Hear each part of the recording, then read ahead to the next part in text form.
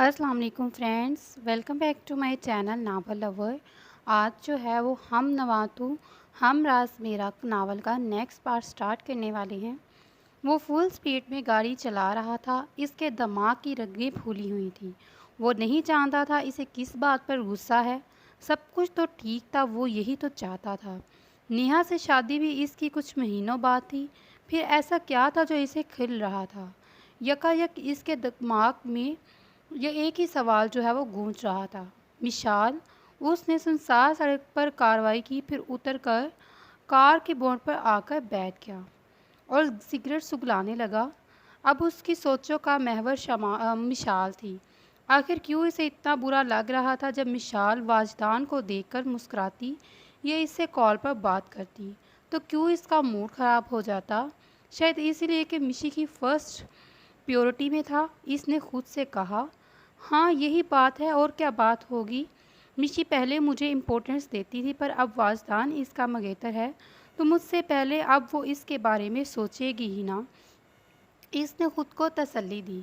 लेकिन नेहा भी तो मेरी मंगेतर है, पर मैंने हमेशा इससे पहले मिशी को इम्पोर्टेंस दी, तो मिशी के लिए भी तो मैं ही फर्स्ट इम्पोर्टेंट होना चाहिए। वो काफ़ी देर तक वहीं बैठा, कभी खुद को तसल्लियाँ देता तो कभी खुद से लड़ता।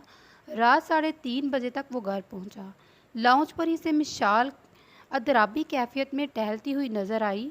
वो मंगनी का ड्रेस चेंज करके सादा सी सफ़ेद शलवार कमीज़ में थी। इसे देखते ही इल्तमाश के दिल से सारे खदशे एक ही पल में दूर हो गए। यानी इसकी मिशी नहीं बदली। वो जानता था आज की फंक्शन की वजह से मिशाल काफ़ी थक गई होगी, मगर फिर भी वो इसका इंतज़ार कर रही थी। इल्तमाश, आप ठीक तो हैं ना? मिशाल की इस पर नज़र पड़ी तो इसके पास आकर मिशाल ने पूछा। मैं बिल्कुल ठीक हूँ, इल्तमाश ने इसे देखते हुए कहा। फिर आप यूँ अचानक फंक्शन में से क्यों चलेगी? हालांकि हमने आपको इशारे से बुलाया भी था, पर आपने नज़रअंदाज किया। हमें लगा हमसे नाराज़ हैं। मिशाल ने जिस मासूमियत से इससे कहा, इल्तमाश के चेहरे पर मुस्कुराहट बिखर गई। पागल, मैं कभी अपनी मिशी से नाराज़ हो सकता हूँ? इल्तमाश ने इसके गाल पर हल्की सी चुटकी काटते हुए कहा। इल्तमाश, मिशाल ने चिढ़ते हुए अपना गाल सहलाया। तो फिर आप कहाँ गए थे? मिशाल के पूछने पर वो कुछ पल खामोश रहा। दोस्त की कॉल आई थी, इमरजेंसी थी इसलिए, इल्तमाश ने आहिस्तगी से कहा। अच्छा चल, जल्दी से मेरे लिए दूध लेकर आ, मैं रूम में जा रहा हूँ। इसे खामोश खड़ा देखकर इल्तमाश ने कहा और फिर रूम की तरफ चल दिया, जबकि मिशी भी मुतमईन सी होकर किचन में चली आई, वरना आज वो इल्तमाश के इस तरह इग्नोर करने पर वाकया ही घबरा गई थी। मिशाल इसे दूध का गिलास देकर चली गई। दूध पीकर वह सोने के लिए लेटा तो इसे नेहा का ख्याल आया। इसने मोबाइल उठाकर इसका नंबर डायल किया। नंबर बिजी जा रहा था। इल्तमाश को हैरत हुई। इस टाइम इसने देखा 3:45 बज रहे थे। इसने फ़ोन साइड पर रखा तो रिंग होने लगी। नेहा की कॉल थी। इसने रिसीव करते ही नेहा शुरू हो गई। तुम्हें पता है तामी कब से तुम्हारा वेट कर रही थी, तुम्हारी कॉल का, और तुम फंक्शन से अचानक चले गए, कहाँ, वजह बताओ। कुछ पल इसकी बात सुनते रहने के बाद इल्तमाश ने अचानक पूछा, नंबर बिजी क्यों जा रहा था तुम्हारा? नेहा की चलती ज़ुबान को ब्रेक लगा। वो तामी मैंने फ़ोन वो तामी मैंने phone do not disturb mode पर लगाया हुआ है, इसलिए। नेहा को जो समझ आया इसने बोला, पर नेहा ने टॉपिक बदल दिया। इल्तमाश ने भी इस बात पर ज़्यादा जोर ना दिया। नेहा से बात करते करते वो उकता गया, क्योंकि नेहा हमेशा की तरह इससे बातें कम और ख़ुद की तारीफ़ें ज़्यादा करवा रही थी। बात करते हुए इसने अचानक कॉल काट दी, जबकि नेहा हैरत से अपना मोबाइल देख रही थी। ये अचानक इसे क्या हुआ? अजीब आदमी है, नेहा ने मुंह के जाविये बिगाड़ते हुए कहा। इन लोगों की मंगनी को तकरीबन 2 हफ्ते हो चुके थे। जब भी एक दिन वाजदान ने मिशाल से अकेले मिलने को कहा। पहले तो मिशाल ने घबरा कर मना कर दिया, मगर वाजदान के नाराज़ होने की धमकी देने पर वो परेशान हो गई। फिर इसने रेहाना बेगम से पूछा तो इन्होंने जाने की इजाज़त दे दी। आज मिशाल इसीलिए तैयार हुई थी। सादा सी आसमानी रंग की लंबी फ़्रॉक पर शानों पर आए दुपट्टा फैलाए, लंबे घने बालों की चोटी बनाए इन्हें आगे करे, वो बिना मेकअप के बहुत ही खूबसूरत लग रही थी। अरे इल्तमाश तो बताना भूल ही गए हम। अचानक याद आने पर इसने अपने सर पर हल्की सी चित लगाकर फिर अपना मोबाइल उठाया और इल्तमास का नंबर डायल करने लगी। बेल जा रही थी पर वो कॉल रिसीव नहीं कर रहा था। मिशाल ने 5 बार मुसलसल कॉल की पर इसने रिसीव ना की। लगता है मीटिंग में बिजी है, मिशाल ने खुद से कहा। तभी नूर इसके रूम में आई। आप ही वाजदान भाई आ गए हैं आपको लेने। नूर के पूछने पर मिशाल ने असबात में सर हिलाया। कौन सी जगह जा रहे हैं वो आपको लेकर? नूर ने सरसरी सा पूछा। ये तो हमें भी नहीं पता, मिशाल ने कहा तो नूर सोच में पड़ गई। इतने में वाजदान की कॉल आई। लो लगता है वाजदान आ गए, मिशाल ने नूर से कहा। आप इनसे कार पर पूछ लेना कि वो कहाँ जा रहे हैं आपको लेकर। नूर के बोलने पर मिशाल ने कॉल रिसीव की। मिशाल मैं 5 मिनट में पहुँच रहा हूँ, तुम रेडी रहो, वाजदान ने इससे कहा। जी वाजदान हम तैयार हैं, वैसे हम कहाँ जा रहे हैं? मिशाल के पूछने पर वाजदान चौंका, क्योंकि ये सवाल इसने पहले तो नहीं पूछा था। क्यों, तुम क्यों पूछ रही हो? वाजदान के पूछने पर मिशाल भी खुलाई। ऐसे ही इसने अटकते हुए कहा तो वाजदान ने सर झटकते हुए इसे जगह का नाम बताया। फ़ोन रखने पर मिशाल ने नूर को जगह का नाम बताया। फिर बेजान की आवाज़ पर वो बेदहानी में नूर को अपना फ़ोन पकड़ाते हुए आमना बेगम के रूम में चली गई। कुछ देर बाद हारन की आवाज़ पर मिशाल आई तो वाजदान की कार पोर्च पर खड़ी थी। आज 2 मीटिंग थी इसलिए पूरा दिन इसका बिजी गुजरा। फ़ोन इसने साइलेंट मोड पर रखा हुआ था ताकि डिस्टर्ब ना हो।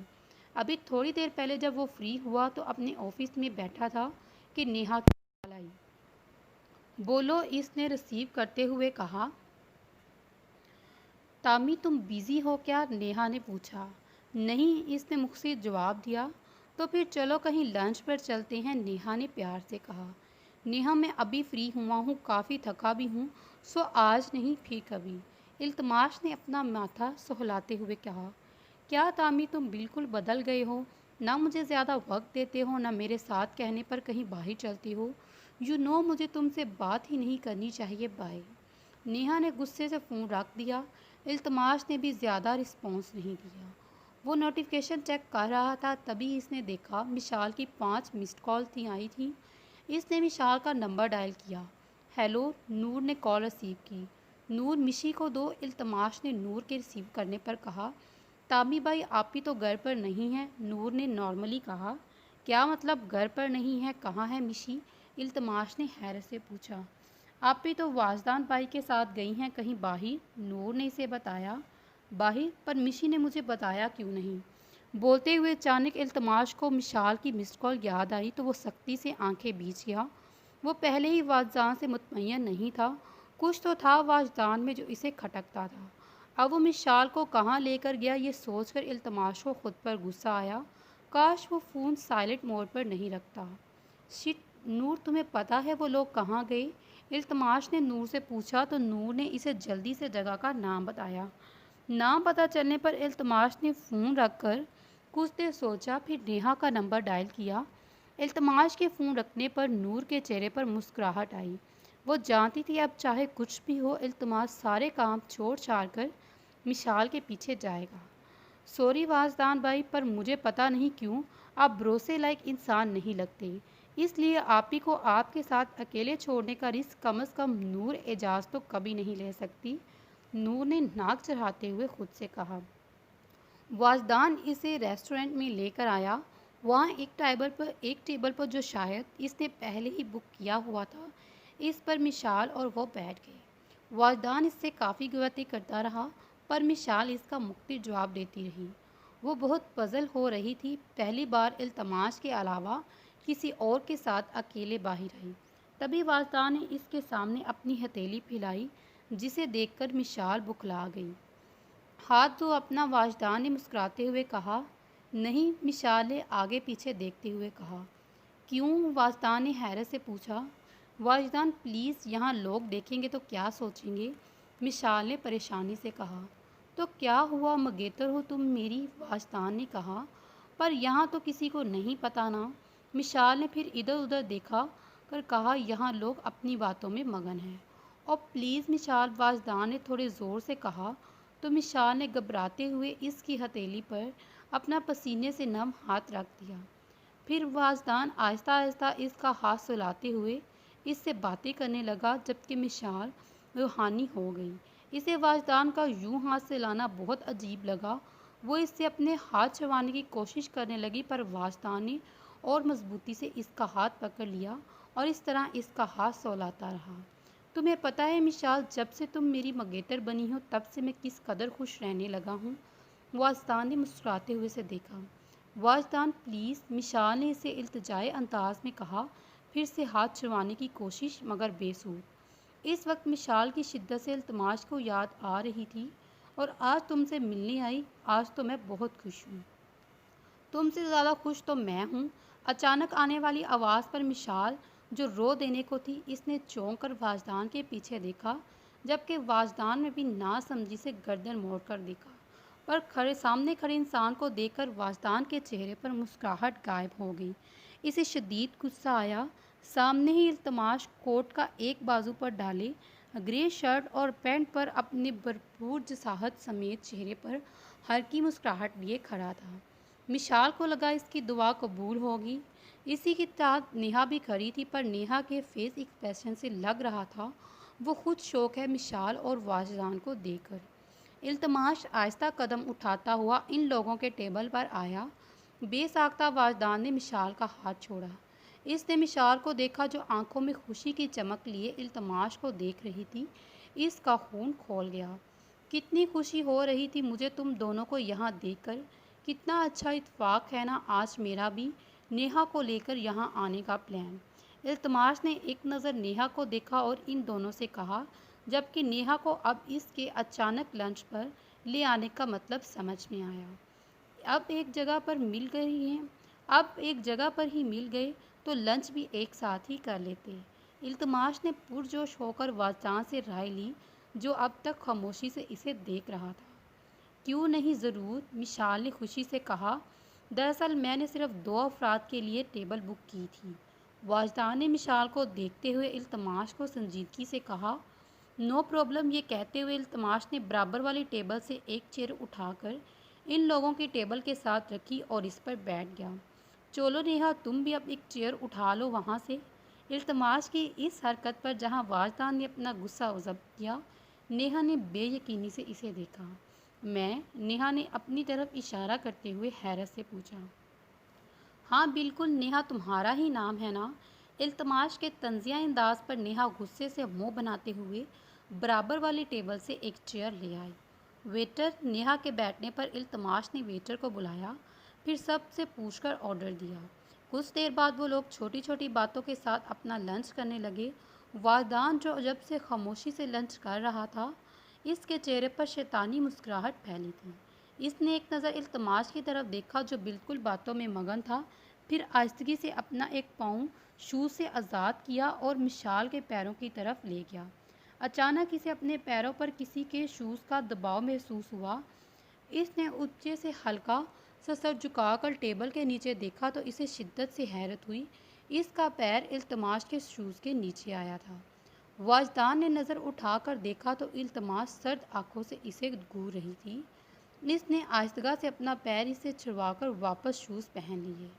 वाजदान एक बात अच्छे से समझ चुका था कि वो कम अज़ कम इल्तमास के सामने मिशाल के साथ कुछ गलत नहीं कर सकता। कैसा लगा? इल्तमास ने वाजदान से सर्द लहजे में पूछा। इसके लहजे पर नेहा और मिशाल ने चौंक कर इसकी तरफ देखा। क्या खाना कैसा लगा यहाँ का? काफ़ी फेमस रेस्टोरेंट है। इल्तमास इन दोनों को वजाहत देकर फिर खाने में मगन हो गया। बहुत अच्छा है, मिशाल ने मुस्कुराते हुए कहा तो नेहा ने भी मुस्नुई मुस्कुराहट के साथ सर असबात में हिलाया। जबकि वाजदान इतने हुए जबरों समेत इल्तमास को घूर रहा था। लंच के बाद वाजदान ज़रूरी काम कहकर वहाँ से चला गया तो मिशाल इल्तमास के साथ हो ली। इल्तमास ने नेहा को इसके घर ड्रॉप करके मिशाल को भी हैदर विला में ड्रॉप किया, फिर ऑफिस के लिए निकला। अभी मिशाल पोर्ट से आते हुए अंदर आई कि हॉर्न बजा। मिशाल ने पलट कर देखा तो सामने वाजदान की कार खड़ी थी। वाजदान कार से निकलकर मिशाल के सामने आया। अरे वाजदान, आप? मिशाल ने हैरत से पूछा। तुम्हारा पर्स मेरी कार में रह गया, वाजदान ने कहते हुए मिशाल का पर्स आगे किया। मिशाल ने पर्स थामकर वाजदान को हल्की सी स्माइल दी और फिर अंदर चली गई। तभी वाजदान के मोबाइल पर नेहा की कॉल आई। हेलो, वाजदान ने रिसीव करते हुए कहा। तुम मुझे ये बताओ, तुम मिशाल को वहाँ क्या कर रहे थे? नेहा ने गुस्से से कहा। अगर यही सवाल मैं तुमको करूँ तो वो इल्तमाश वहाँ कैसे पहुँचा? हालांकि मिशाल ने बात करते हुए मुझे ये बताया कि वो मेरे साथ लंच पर आने की बात इल्तमाश को बताना भूल गई। फिर किसने इल्तमाश को बताया? वाजदान ने सख्ती से कहा। मुझे क्या पता, नेहा ने तंग आकर कहा। देखो नेहा, मैं तुम्हारे काम के लिए सिर्फ इसलिए राज़ी हुआ कि मुझे मुआवजे के साथ साथ इस बकरी को यूज़ करने को भी मिलेगा। मगर यहाँ तो सब कुछ उल्टा है। जब मैं इस मिशाल के साथ अकेला होना चाह रहा हूँ तो वो कज़न बीच में टपक रहा है। वाजदान ने तल्खी से कहा। तो मैं क्या करूँ? मैंने तुम्हें पहले भी कहा था, इन दोनों की दोस्ती बहुत गहरी है। अगर तुम्हें इतनी ही जल्दी है ना तो मिशाल को यूज़ करने की, तो पहले इन दोनों की दोस्ती ख़त्म करवाओ। नेहा ने भरपूर नफरत से कहा। मैं भी यही सोच रहा हूँ, कुछ तो प्लान करना ही पड़ेगा। क्या प्लान करना पड़ेगा? पीछे से आती आवाज़ पर वाजदान कुछ देर चुप रहा। फिर आहिस्ता से कॉल काट कर फ़ोन जेब में रखा और मुड़ कर देखा। सामने ही नूर खड़ी नक्शी नज़रों से वाजदान को देख रही थी। वाजदान के माथे पर शिकन पड़ी। पहले कज़न, अब बहन। वो आहिस्ता से बड़बड़ाया और इसके करीब आया। वाजदान भाई, किस प्लान की बात कर रहे हैं आप? नूर ने फिर पूछा तो वाजदान खामोश नज़रों से कुछ देर इसे यूं ही देखता रहा। तुम्हारी उम्र क्या है? वाजदान ने इसके सवाल को नज़रअंदाज करते हुए कहा। 18 की हूँ। नूर को हैरत हुई उसके बेरुखों के सवाल पर। फिर आहिस्ती से जवाब दिया। छोटी हो छोटी हो तो सिर्फ छोटी ही रहो। वाजदान ने इसकी तरफ मुंह थोड़ा झुकते हुए पूछा। नूर ने एक कदम पीछे किया। अपने काम से काम रखा करो वरना बहुत पछताओगी। वाजदान ने जितनी सर्द आवाज़ में कहा, नूर को अपनी रीढ़ की हड्डी में सनसनाहट महसूस हुई। समझ आई लिटिल गर्ल? नूर के चुप रहने पर इसने फिर पूछा। नूर को इसकी नज़रों से खौफ आने लगा। तभी आहिस्ता से सर इस बात में हिलाकर वो कुछ कहे बिना जल्दी से अंदर चली गई। सबसे पहले इस छोटी बकरी का मुंह बंद करवाना पड़ेगा। वाजदान नूर के सरापे को गहरी नज़रों से देखता हुआ बड़बड़ाया। कुछ दिनों बाद वाजदान ने फिर मिशाल से मिलने की जिद की। इस बार मिशाल ने साफ इनकार किया तो वाजदान हैदर वहां पहुंच गया। इसने बीच जहाँ से इजाज़त ली तो इन्होंने 2-3 दफ़ा मना करने के बाद आखिर इसे इजाज़त दी, जिस पर मिशाल ने इस इल्तमास को बताया तो अपनी पोजेसिव नेचर के बरखिलाफ इल्तमास ने भी इसे वाजदान के साथ जाने की इजाज़त दी। मिशाल को शदीद हैरत हुई। पिछली दफ़ा वाजदान ने जब इसके साथ किया, इसकी वजह से वो काफ़ी घबराई थी। मगर वाजदान को लगातार ज़िद की वजह से आखिरकार वो मान गई। जबकि वाजदान खुश था कि इस बार इल्तमास का भी इंतज़ार क्या हुआ था। हम कहाँ जा रहे हैं वाजदान? मिशाल ने कार ड्राइव करते हुए वाजदान से पूछा। स्वीट हार्ट, इस बार मैं तुम्हें किसी जगह नहीं लेके जा रहा, बल्कि लॉन्ग ड्राइविंग पर हम जाएंगे। वाजदान के स्वीट हार्ट कहने पर मिशाल के गाल सुर्ख हुए। प्लीज़ वाजदान, हम इस तरह से बात मत किया करें। मिशाल ने चिढ़ते हुए कहा तो उसने आंखें घुमाई। तो किस तरह से करूं, तुम बताओ? वाजदान ने प्यार से कहते हुए मिशाल का नाजुक सा हाथ थामा और इसे अपने करीब करते हुए इसके सुर्ख होते गाल पर झुका था। मिशाल ने झटके से दूर किया और अपना हाथ छुड़वाया। वो बुरी तरह घबराई और वाजदान की हरकत कर अब हर जगह इल्तमास थोड़ी इसे प्रोटेक्ट करने वाला था। कभी तो इसे खुद की हिफाजत करनी थी। वाजदान ने हैरत से इसकी ये हरकत नोट की और फिर झटके से गाड़ी रोकी। वट रबिश मिशाल, वो नागवारगी से बोला। देखिए वाजदान, हमने आपको पहले ही बताया था कि हम इस तरह की हरकतें बिल्कुल नहीं पसंद करेंगे। इसके लहजे से घबराते हुए मिशाल ने पूछा। किस तरह की हरकतें? वाजदान ने सख्ती से पूछा। बकौल वाजदान के आखिर ऐसा भी क्या अनोखा था जो इसमें इतने नखरे कर रही थी? हाँ, वो ये बात मानता था कि मिशाल के खूबसूरत चेहरे पर बला की मासूमियत थी जो इसे दूसरी लड़कियों से थोड़ा मुख्तलिफ बनाती, मगर वो भी तो किसी से कम ना थी। लड़कियां इसकी खूबसूरती से मयूब होकर इसके आगे पीछे घूमती। ऐसा कैसे बर्दाश्त कर लेता मिशाल का खुद को दुत्कारना? इसके सख्त लहजे पर मिशाल ने डर कर सर झुका लिया। देखो मिशाल, आजकल के दौर में ये सब मामूली है। मुझे तो ये समझ नहीं आ रहा तुम इतना घबरा क्यों रही हो। और वैसे भी कोई गैर थोड़ी हूँ, तुम्हारा मंगेतर ही हूँ। और कुछ महीनों बाद तुम्हारी शादी और फिर ये सब। वाजदान ने बहुत मुश्किल से अपने लहजे को नरम करते हुए समझाया। पर जो भी हो वाजदान, ये गलत है। मिशाल ने इसका लहजा नरम देखते हुए पूर्ण नरम लहजे में कहा। इसकी आवाज़ में नमी महसूस करते हुए वाजदान ने अपना गुस्सा कंट्रोल किया और फिर नरमी से कहा, ओके, अगर तुम्हें बुरा लगा तो सॉरी, आइंदा ऐसी कोई हरकत नहीं करूँगा। ये कहते ही आखिर में वाजदान मुस्कुराया तो मिशाल भी हल्का सा मुस्कुराई। फिर वाजदान ने गाड़ी स्टार्ट की। इसके मुंह पर तो वो मुस्कुरा दिया, पर वाजदान ने सोच लिया इसके दुत्कारने की सज़ा वो मिशाल को देगा और ये सज़ा वो इसे अभी देने का इरादा रखता था। यकायक इसके शैतानी दिमाग में एक आइडिया आया। इसने आहिस्ता से अपना मोबाइल निकाला, इस पर कुछ डायल करके वापस जेब में रख दिया। फिर एक नज़र मिशाल को देखा जो बाहर देखने में मगन थी। वाजदान ने गाड़ी की स्पीड थोड़ी स्लो की और मिशाल के पर्स की जिप खोली। इसमें से मिशाल का मोबाइल निकाला। थोड़ी देर बाद वो वाजदान के फ़ोन पर बेल बजी। इसने कार रोकी तो मिशाल भी इसकी तरफ मुतवज्जा हुई। हेलो, वाजदान ने फ़ोन कान से लगाते हुए कहा। हाँ बोलो, क्या हुआ? वोट? अच्छा तो वेट करो, मैं 15 मिनट में आता हूँ, वाजदान ने परेशानी से कहा। क्या हुआ वाजदान? मिशाल ने इसे परेशान होते हुए देखा। मिशाल, एक इमरजेंसी है, ऑफिस के कुछ क्लीग ने हमारी डील में गड़बड़ की, मुझे अभी जाना होगा। तो कोई बात नहीं वाजदान, आप हमें घर ड्रॉप करके चले जाएं। मिशाल ने बाहर देखते हुए कहा जहां शाम के साए लहरा रहे थे। मिशाल, प्रॉब्लम यह है कि मेरा ऑफिस यहाँ से 15 मिनट की दूरी पर है, जबकि तुम्हारा घर से यहाँ पौना घंटा लगेगा और मुझे अभी ऑफिस पहुँचना है। वाजदान की बात पर मिशाल भी परेशान हो गई। तो क्या करें फिर? मिशाल, ऐसा करो, तुम कार से उतरो, टैक्सी से घर चले जाओ और यहाँ वैसे भी कई टिकट्स आती जाती रहती हैं। वाजदान की बात पर मिशाल के होश उड़े। इसने आसपास देखा तो दूर तक जंगल ही था। वाजदान, आप कैसी बातें कर रहे हैं? आप वक्त देखिए, शाम होने वाला है, हम कैसे टैक्सी पर जाएंगे? मिशाल ने बुखलाते हुए कहा। देखो मिशाल, अगर अर्जेंट ना होती तो मैं खुद टैक्सी करवा देता, पर अभी बात समझो, चाचू भी ऑफिस नहीं है, मेरा जाना ज़रूरी है, वाजदान ने मनामत से कहा तो मिशाल को रोना आने लगा। इसने एक बार फिर बाहर देखा जहाँ तकरीबन शाम हो चुकी थी। एक हाथ में मोबाइल थामे वो फुल स्पीड में गाड़ी चला रहा था, जबकि इसकी नज़र हर थोड़ी देर में मोबाइल पर जा रही थी।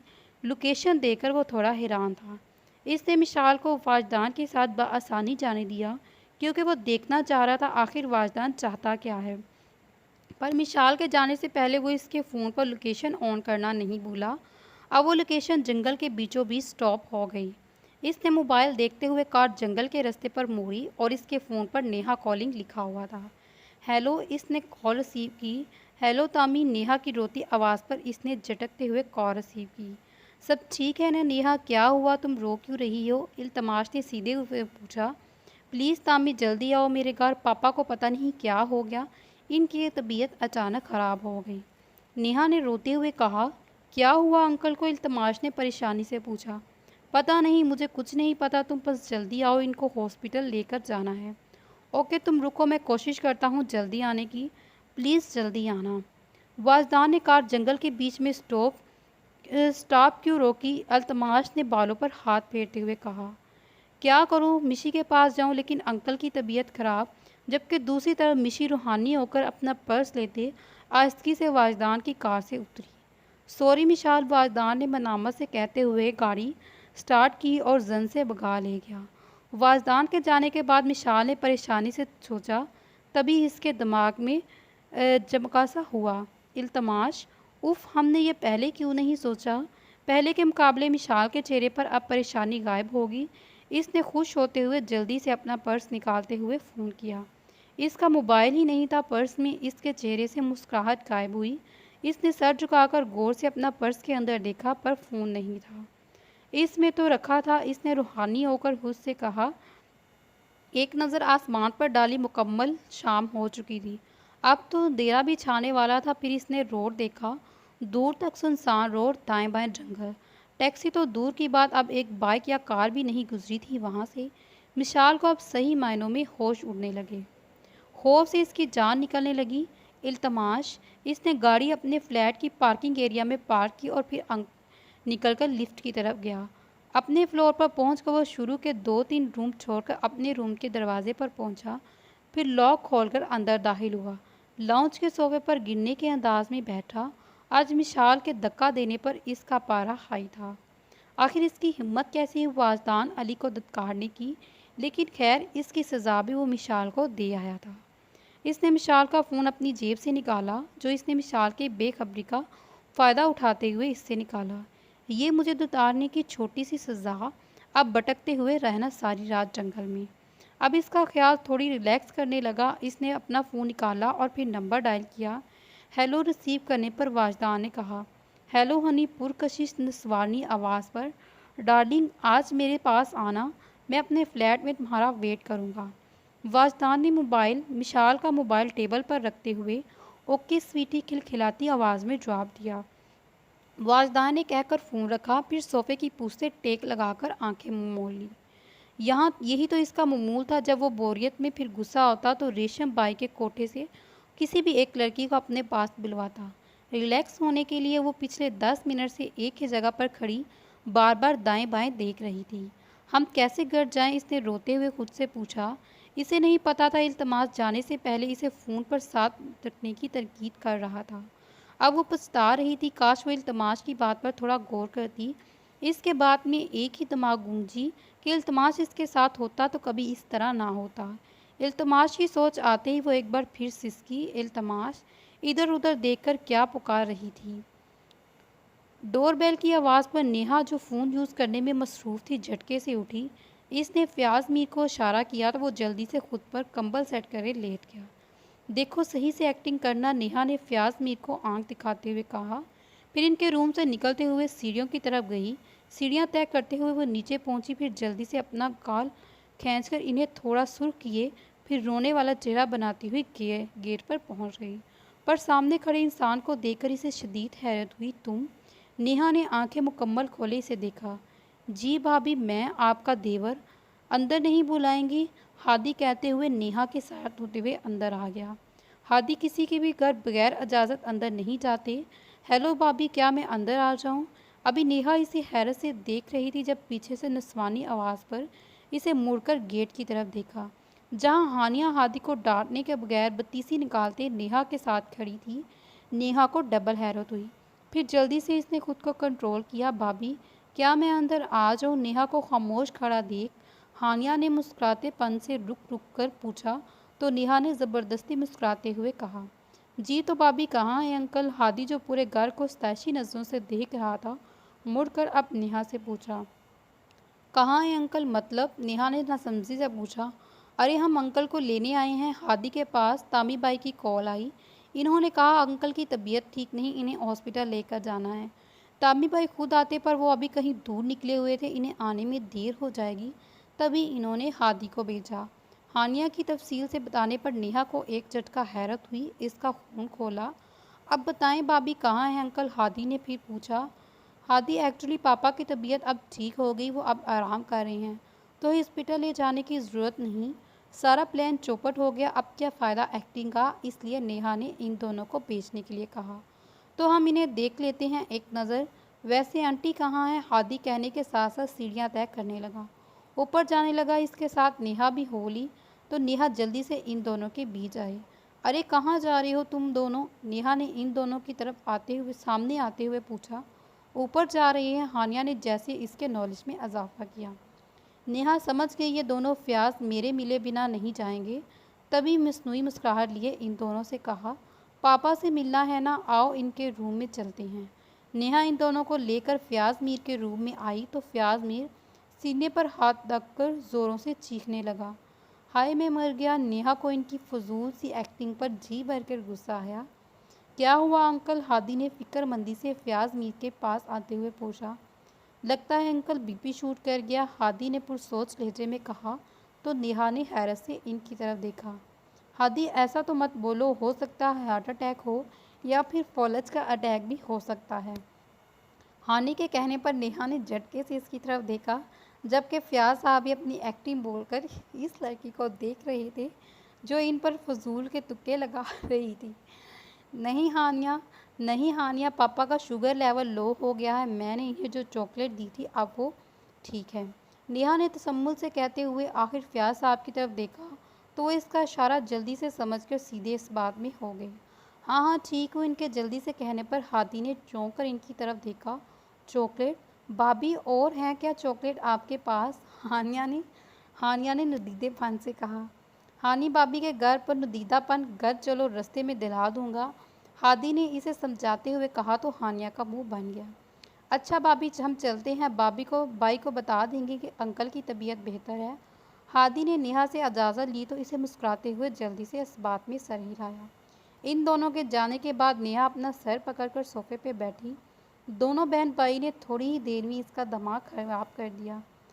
कैसी लगी मेरी एक्टिंग? फयाज मीर ने हंसते हुए इससे तारीफ सुनना चाही। बिल्कुल बकवास, तुम्हारी तरह बुड्ढे। नेहा इन पर चीख कर रूम से चली। कार के पूंछ से टेक लगाए वो इसी की तरफ मुतवज्जा था। मिशाल को यकीन नहीं आ रहा था वो इसके सामने खड़ा था। वो भागती हुई इसके पास आई। इल्तमाश आप? मिशाल ने बेयकीनी से कहा। हाँ मैं, मिशाल ने इल्तमाश ने इसको देखते हुए कहा। कार वापसी के रास्ते पर मोड़ते हुए इसके दिमाग में बार बार यही ख्याल आ रहा था कि लोकेशन जंगल के बीचों बीच क्यों स्टॉप है। इसने एक और मरतबा अपना मोबाइल चेक किया मगर अब की बार लोकेशन शो नहीं हो रही थी। इसने कार रोकी, फिर मिशाल के नंबर पर कॉल की लेकिन नंबर बंद था। इसे शदीद हैरत हुई। फिर कुछ सोचने पर इल्तमाश ने हादी के नंबर पर कॉल करके इसे नेहा के घर जाने का कहा ताकि वो अंकल को हॉस्पिटल ले जाए। हादी से बात करके इसने कार वापस जंगल की तरफ मोड़ी। वो जल्दी से जल्दी इल्तमाश के पास, मिशाल के पास जाना चाहता था। अजीब वहीं इसे सता रहा था। कुछ देर जाकर इसे बीच रास्ते में कोई खड़ा नज़र आया। इसे तो वो लाखों में भी पहचान सकता था, वो मिशाल ही थी। पर वहाँ पर अकेली क्यों खड़ी थी? वाजदान कहाँ था? हमें यकीन नहीं आ रहा। इल्तमाश आप? मिशाल ने खुशी से कुछ बोला ही नहीं जा रहा था। वाजदान कहाँ? इल्तमाश ने संजीदगी से पूछा। इसके चेहरे पर इसके सवाल पर मिशाल की मुस्कुराहट मखदूम हो गई। मैंने कुछ पूछा मिशी? इल्तमाश के दोहराने पर मिशाल ने इसकी तरफ देखा। वो इन्हें कुछ ज़रूरी काम था इस वजह से चले गए, मिशाल ने आहिस्ता से कहा। इल्तमाश के माथे पर बल पड़े। तुम्हें इस जंगल में अकेला छोड़कर? इल्तमाश ने गुस्सा जब्त करते हुए पूछा तो मिशाल ने आहिस्ती से सर हिलाया। और तेरा मोबाइल कहाँ है? इल्तमाश के फिर पूछने पर मिशाल ने सर झुकाया। शायद हम वाजदान की कार में भूल गए, इसने हल्की आवाज़ में कहा। मैं तो बकवास कर रहा था तुझे कि अपना मोबाइल पास रखना। इल्तमाश ने इसे हल्का सा झटका दिया तो मिशाल का रोने वाला मुंह बन गया। अच्छा रो तू मत, मैं कौन सा गुस्सा हो रहा हूँ, चल कार में बैठ। इसके रोने वाला मूड देखकर इल्तमाश ने तहम्मुल से कहा। इसे कहाँ बर्दाश्त था मिशाल का ज़रा सा भी रोना। इसकी बात पर मिशाल खामोशी से कार में जा बैठी। रास्ते में इल्तमाश बिल्कुल खामोश रहा। मिशाल ने एक नज़र इसकी तरफ देखा। इसके चेहरे पर भरपूर संजीदगी छाई हुई थी, शायद वो किसी सोच में गुम था। वैसे आप पहुँचे कैसे वहाँ पर? कुछ देर की खामोशी के बाद मिशाल ने जब से जहन में उमड़ा हुआ सवाल पूछा। इसके सवाल पर इल्तमाश ने इसकी तरफ देखा और इल्तमाश की इसकी तरफ मुतवज्जा हुआ। तूने कैसे सोच लिया तू जब मुश्किल में होगी तो मैं नहीं पहुंचूंगा? इल्तमाश ने उल्टा इसी से सवाल किया तो मिशाल को हैरत हुई। मतलब अब अगर हम कहीं दूर भी हुए तो किसी तकलीफ़ या मुश्किल में हुए तो आप वहाँ भी आ जाएंगे? मिशाल के मुसलमाना सवाल पर इल्तमाश हल्का सा हंसा। पहली बात, तुझे मैं कभी खुद से बहुत दूर जाने नहीं दूंगा और अगर कभी ऐसा हुआ तो याद रखना मिशाल एजाज की हर मुश्किल में इल्तमास समा इसके साथ खड़ा रहेगा। इल्तमास ने जिस यकीन से कहा मिशाल को खुद की किस्मत पर गुरूर सा होने लगा। खुदा ने किस कदर कीमती तोहफ़ा दिया था इसे। इल्तमास के रूप में मिशाल की आंखों में आंसू आए। क्या हुआ मिशी? इसकी आंखों में आंसू देखकर इल्तमास बुखलाया। कुछ नहीं, मिशाल ने मुस्कुराते हुए नफ़ी में सर हिलाया और इल्तमास वो थम सा गया। आंसू समेत बुरी आंखें और कटाव गुलाबी लबों पर मुस्कुराहट का जोड़ा काफ़ी हसीन लग रहा था। इसकी एक बीट मिस हुई। वो मबहूत सा इसे देखने लगा। इल्तमास सामने देखी। मिशाल की आवाज़ पर वो होश में आया और झटके से गाड़ी रोकी। ये क्या हो रहा है इसे? मिशाल के लिए इसकी फीलिंग अजीब क्यों हो रही है? क्या हुआ इल्तमास, आप ठीक हैं? मिशाल ने इसकी तरफ देखते हुए परेशानी से पूछा तो वो सोच से निकलते हुए मिशाल को देखने लगा मगर जल्द ही इसके चेहरे से नज़रें चुराते हुए असबाब में सर हिलाने लगा। घर पहुंचकर मिशाल ने इसे किसी को भी वाजदान की हरकत ना बताने को कहा, जिस पर इसे हैरत हुई पर वो खामोश रही। अंदर जाने पर हादी ने इसे बताया कि फ़याज़ साहब की तबीयत ज़्यादा ख़राब नहीं, जिस पर वो मुतमईन होता अपने रूम में चला गया। अपने रूम में आकर इसने नेहा को कॉल करके फ़याज़ की तबीयत का पूछा। दूसरी बेल पर नेहा ने फ़ोन रिसीव किया। तबीयत कैसी है अब अंकल की? तुमसे मतलब, तुम अगर इतनी फ़िक्र रखते तो आते। मेरे बुलाने पर नेहा जैसे बुरी तरह पड़ी। हादी ने बताया तबीयत ज़्यादा ख़राब नहीं। इल्तमास को इसका लहजा बुरा लगा मगर वो इग्नोर कर गया। तुम पहले मुझे ये बताओ तुम थे कहाँ? नेहा ने इसी टोन में पूछा। ज़रूरी काम से गया था, इल्तमास ने तसम्मुल से कहा। तभी मिशाल रूम नॉक करके अंदर आई। इल्तमास आपकी कॉफ़ी। मिशाल ने इसे कॉल पर मसरूफ़ देखकर आहिस्ता से कहा और फिर रूम बंद करके चली गई। नेहा ने मिशाल की आवाज़ सुनी तो इसे हैरत हुई। इसको लगा इसने गलत सुना, क्योंकि इसके जानने में मिशाल को वाजदान अपने साथ ले गया था और वाजदान ने इसे पहले ही बताया कि आज वो थोड़ा बहुत सही मगर मिसाल को यूज़ ज़रूर करेगा। तभी इल्तमास को बीच से हटाने के लिए नेहा ने फ़याज़ साहब की तबीयत खराबी का नाटक किया, पर अब मिशाल का घर पर होना इसे हैरत हुई। ये मिशाल थी। नेहा अपना गुस्सा भूलकर इल्तमास से पूछने लगी। इल्तमास के कहने पर इसको हैरत हुई, पर वो घर पर कैसे नेहा की ज़ुबान से फिसला। मतलब इल्तमास के कहने पर नेहा घबराई। मतलब वो घर पर कैसे? वो तो आज वाजदान के साथ कहीं जाने वाली थी ना? इसने संभलते हुए कहा।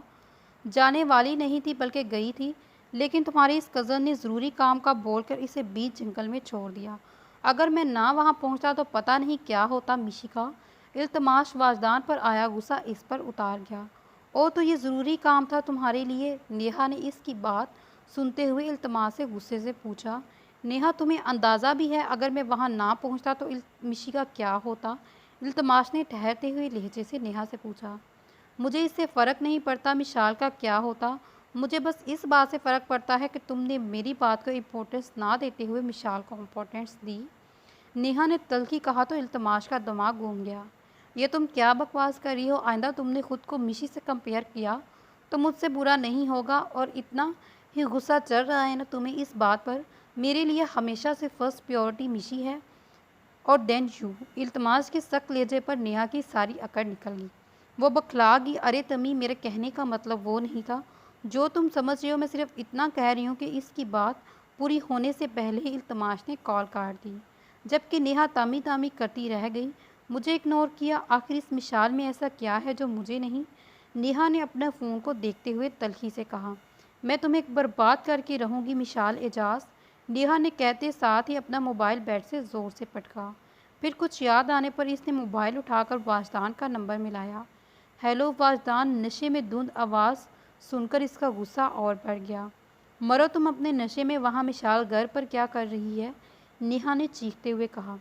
इसकी बात पर वाजदान का नशा छू मंतर हुआ। वो खुद से लेटी इस लड़की को दूर करते हुए बेड पर सीधा होकर बैठा। वॉच, क्या मतलब तुम्हारा मिशाल घर है? पर मैं तो इसे जंगल में छोड़कर आया था। अभी इल्तमास ने कॉल करके बताई। वही मिशाल को घर लाया। तुम पर काफ़ी गुस्सा है। नेहा के बताने पर वाजदान का शिद्दत से दिल किया इल्तमास की जान ले ली। वो कैसे पहुंचा वहां? वाजदान ने दांत खिंचलाते हुए इससे पूछा। मुझे क्या पता, नेहा ने झुंझलाते हुए कहा, जबकि वाजदान अपने बाल झड़क रहा था। बहुत हुआ इल्तमास ज़मान, ना मैं तुम दोनों की दोस्ती में नफ़रत ना बदल दी। तुम दोनों की दोस्ती नफ़रत में मैं बदल दी तो मेरा नाम भी वाजदान है। दूसरे दिन दोपहर में हादी घर से निकलने लगा तो इसे लॉन की चेयर पर नूर खामोश बैठी नजर आई।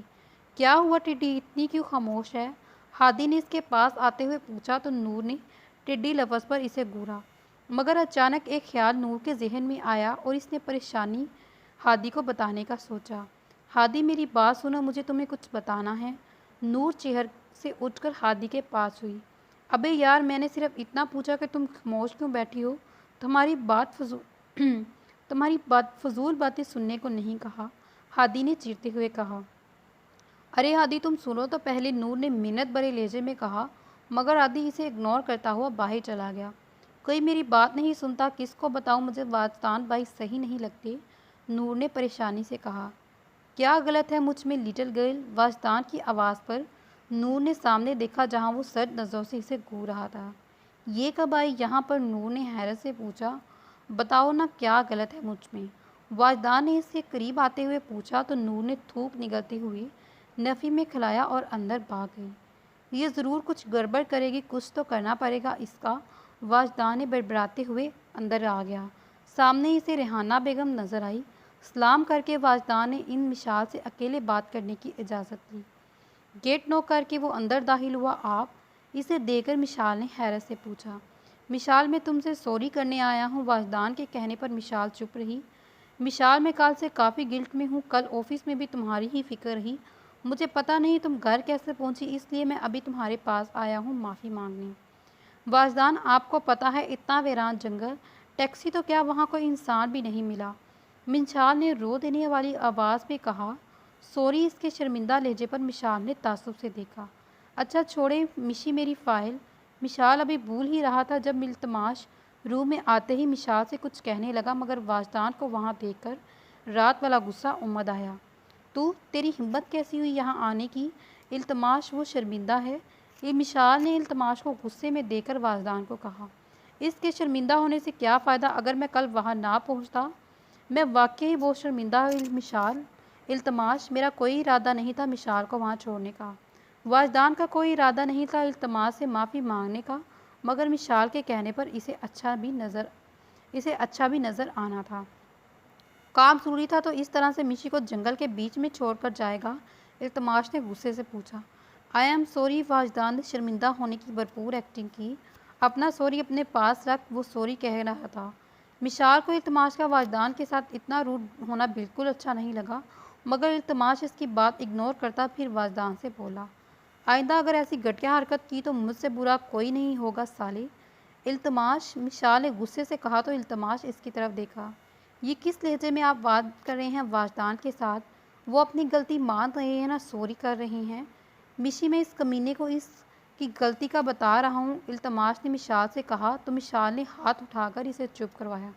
बस गलती बताने का मतलब ये नहीं कि आप खुद भी लिहाज भूल जाएं। ये क्या आप इन्हें बार बार गालियाँ दे रहे हैं? मिशी, तुझे नज़र नहीं आ रहा ये गलत है? वाजदान, गलत नहीं है, बस इन कुछ ऐसी चीज़ें हो गई जिसकी वजह से लोगों की नज़रों में गलत होते गए। मिशाल ने जिस यकीन से कहा, वाजदान ने चौंक कर मिशाल को देखा जो बिना मतलब के इसकी हमायत में बोल रही थी, जबकि इल्तमाश को हैरत के साथ साथ गुस्सा भी आया। मिशाल क्यों इसकी हमायत में इतना बोल रही थी ये जानते हुए वो गलत है। वो अपना गुस्सा ज़ब्त करते हुए रूम से चला गया। इल्तमाश, मिसाल पुकारते हुए, मगर वो इनकी सुनी कर गया। इसके लिए ये मंजिर खुश मंजिर था। सॉरी मिशाल, मेरी वजह से तुम दोनों की बात खराब हुई। वाजदान ने फिर शर्मिंदगी से कहा तो मिशाल इसकी तरफ मुतवज्जा हुई। नहीं वाजदान, आप शर्मिंदा ना हो। इनका गुस्सा ऐसा ही है, जितनी जल्दी आता है उतनी जल्दी चला भी जाता है। तो चलिए फिर इस नावल का इख्तिताम यहाँ पे करते हैं। मिलते हैं फिर अगली वीडियो में। अल्लाह हाफिज़।